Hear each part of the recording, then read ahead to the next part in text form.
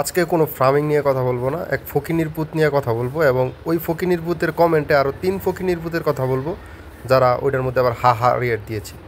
তো কেন দিয়েছে সেটা আপনাদের কাছে আমি বিচার দিচ্ছি। সেটা হলো, একটি কবুতরের ভিডিও দিয়েছিলাম আর অনেক দিন আগে। তো ওই কবুতরের ভিডিওতে তারা কমেন্ট করছে যে কিভাবে এখানে থাকস, গন্ধ কয় না, বাড়িতে কবুতর এতগুলো কবুতর পারলে কবুতরে যেখানে সেখানে মলত্যাগ করে, বাড়িঘর দুর্গন্ধ হয়ে যায়। যাই হোক, সমস্যা নাই, চেনা চেনা মানুষের মধ্যেই ছিল। আমি কমেন্টটা ডিলিট করে দিছি। এর কারণ হলো, ওর প্রাইভেসি না থাকতে পারে কিন্তু আমার থাকতে আছে। কারণ আমার এই জায়গায় কমেন্টটা করছে, আমি এটা ডিলিট করার একটাই কারণ, নেগেটিভ কমেন্ট। কারণ আমি বড় একটা সেলিব্রিটি না যে এই কমেন্ট আমি ডিলিট করবো না।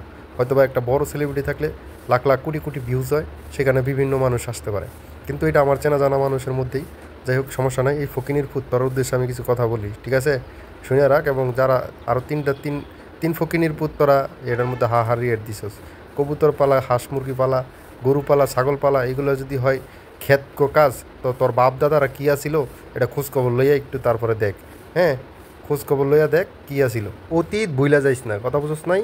আমাদের বাপ দাদারা 14 গোষ্ঠী সবাই কৃষক ছিল, এটা আমি প্রাউডলি বলি। এবং আমি নিজেও একজন কৃষক। আমি এইসব উদ্যোক্তাদের সাথে কাজ করি।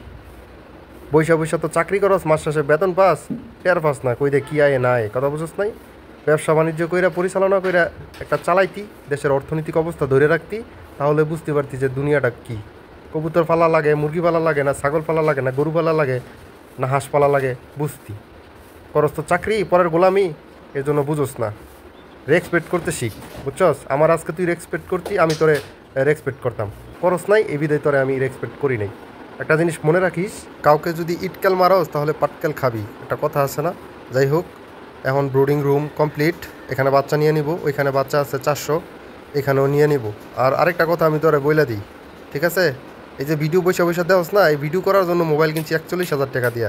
আর যেই ফ্যান ঘুরে মুরগির উপরে না, ওইটা মনে কর তোর বাড়িতেও নাই। খোঁজখবর লইয়া দেখ। এই কৃষি কাজ করলে, এইসব কাজ করলে বছরে গরু কয় টাকা বিক্রি করি, ছাগল কয় টাকা বিক্রি করি, তোর কোনো আইডিয়াই নেই, কথা বুঝোস নাই? যাই হোক, তুই চাকরি করস, পরে গোলামি করস, কর।